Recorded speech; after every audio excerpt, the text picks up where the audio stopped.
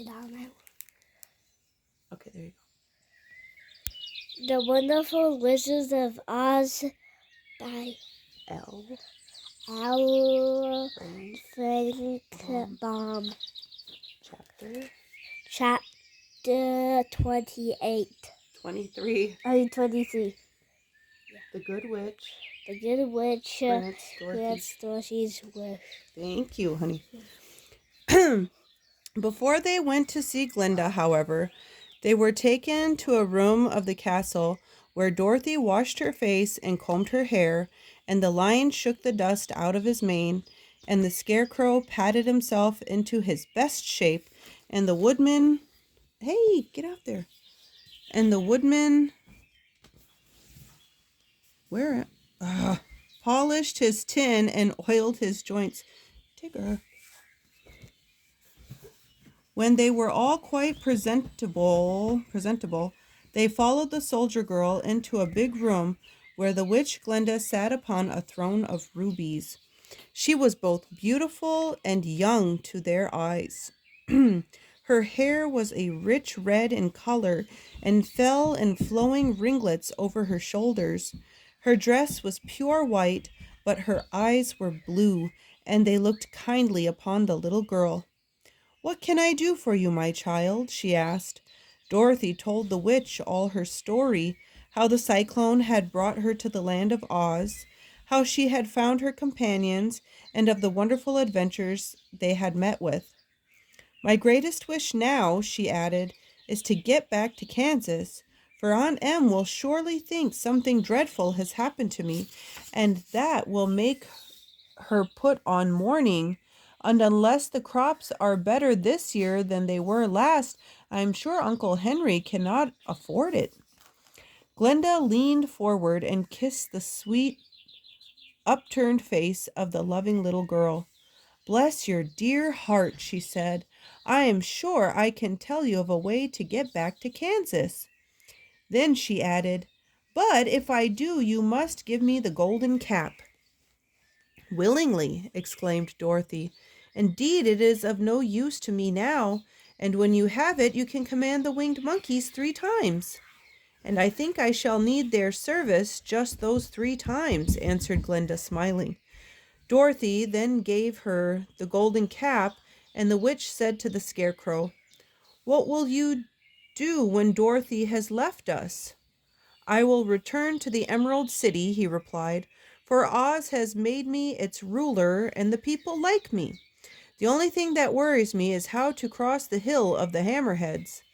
By means of the golden cap I shall command the winged monkeys to carry you to the gates of the Emerald City," said Glinda, "for it would be a shame to deprive the people of so wonderful a ruler."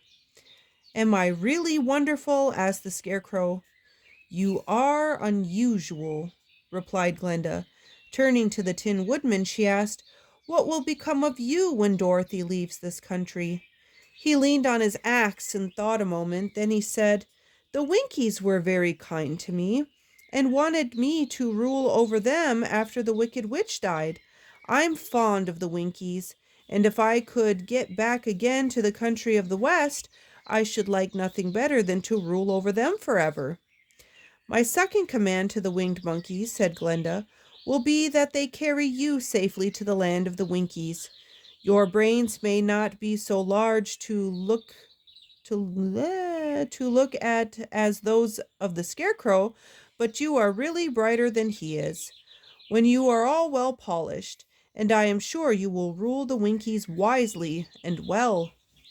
Then the witch looked at the big shaggy lion and asked, "When Dorothy has returned to her own home, what will become of you?"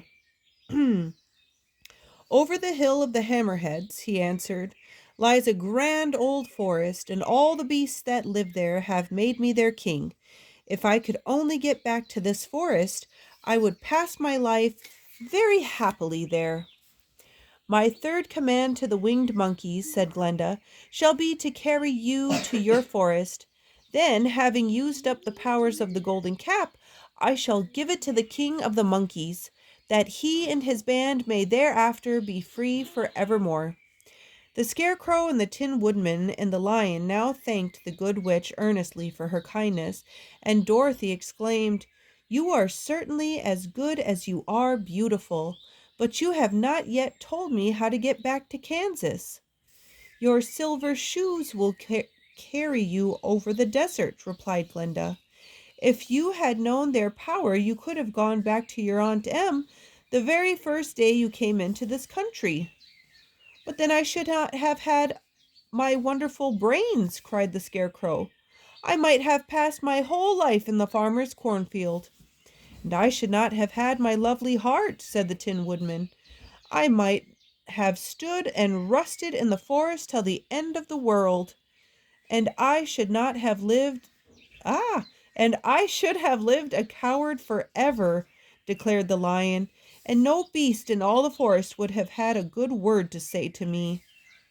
"This is all true," said Dorothy, "and I am glad I was of use to these good friends.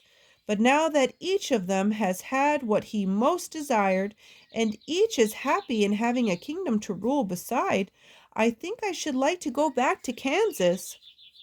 "The silver shoes," said the good witch, "have wonderful powers, and one of the most curious things about them is that they can carry you to any place in the world in 3 steps, and each step will be made in the wink of an eye. All you have to do is knock the heels together 3 times and command the shoes to carry you wherever you wish to go."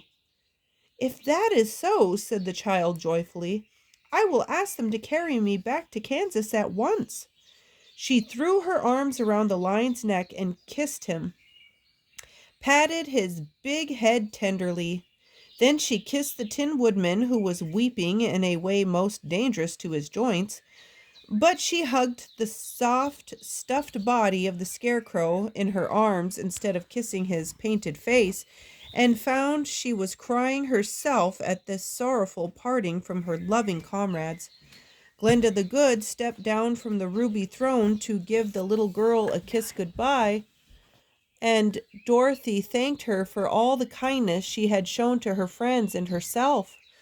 Dorothy now took Toto up solemnly in her arms, and having said one last goodbye, she clapped the heels of her shoes together 3 times, saying, "Take me home to Aunt Em." Instantly she was whirling through the air, so swiftly that all she could see or feel was the wind whistling past her ears. The silver shoes took but 3 steps, and then she stopped so suddenly that she rolled over upon the grass several times before she knew where she was. At length, however, she sat up and looked about her. "Good gracious!" she cried, for she was sitting on the broad Kansas prairie, and just before her was the new farmhouse Uncle Henry built after the cyclone had carried away the old one. Uncle Henry was milking the cows in the barnyard, and Toto had jumped out of her arms and was running toward the barn, barking joyously. Dorothy stood up and found she was in her stocking feet, for the silver shoes had fallen off her in flight through the air and were lost forever in the desert. Chapter 24. Home Again. Aunt Em had just come out of the house to water the cabbages, but she looked up and saw Dorothy running toward her.